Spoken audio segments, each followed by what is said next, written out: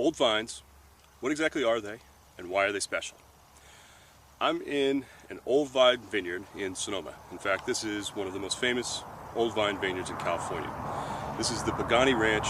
It's a Zinfandel, primarily a Zinfandel vineyard in Sonoma that was planted in the 1890s. So the average age of the vines here are approximately 110 to 120 years old. The significance of vines like these is that the flavor and the aroma that we get out of these vines tends to be more concentrated, more complex than from younger vines. Let's talk about younger vines for a second, or at least the vine cycle. So vines, through their evolutionary process, once they're planted, take about 6 years or so to hit maturity.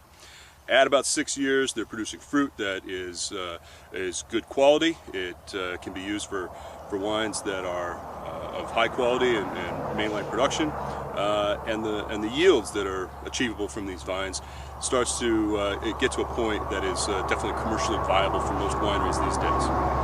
The vine will be in that level of production typically for about 25 to 35 years. And most wineries that I'm aware of will have programs where their vineyards will be on a rotation basis for replanting, so that there gets to an average age of usually about 25 to 35 years. Once vines get beyond about 40 years of age, they start to produce less fruit. Their yields come down, and so they become less commercially viable. What ends up happening with these vines is that they are essentially replanted, as I described a second ago, and we don't really see a lot of commercial vineyards with vines that are over about 40 years old.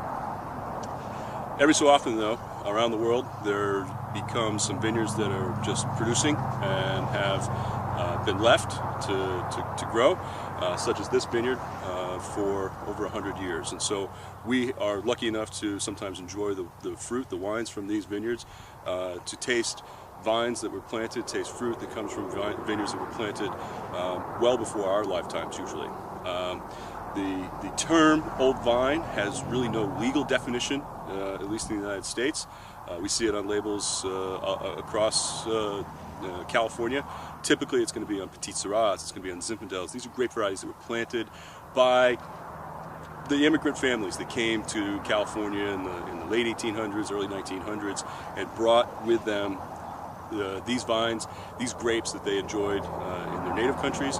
And these are vines that we will see in Spain and France and Italy and other parts of Europe that also are old vines. Grenache, Mourvedre, Carignan, Syrah, things like this are planted throughout the Mediterranean basin, and we see them here in California as well. And fortunately, we're lucky enough to enjoy this occasionally.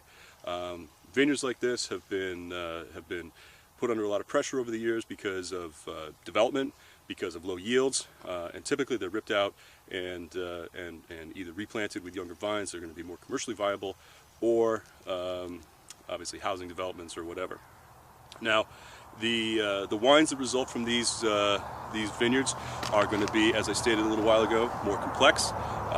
The fruit quality that comes out of these vines are intense. Usually the yields are quite low, quite diminished, but you've got these big vines that have root systems that go down, in some cases, is 20 meters into the ground. This is a vineyard that has no irrigation. There's no water here. These are plants that are not trellised. They're on their own rootstock, which is big and burly from so many years of growing and cutting and whatnot.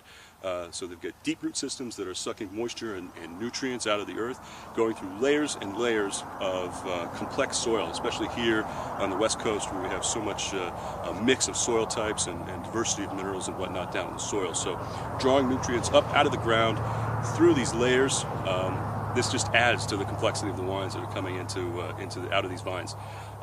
So self-sustaining basically here on the ground, no water, complex, intense, concentrated wines. And that is, I think, what is the big significance and the big difference between wines coming from older vines and from younger vines.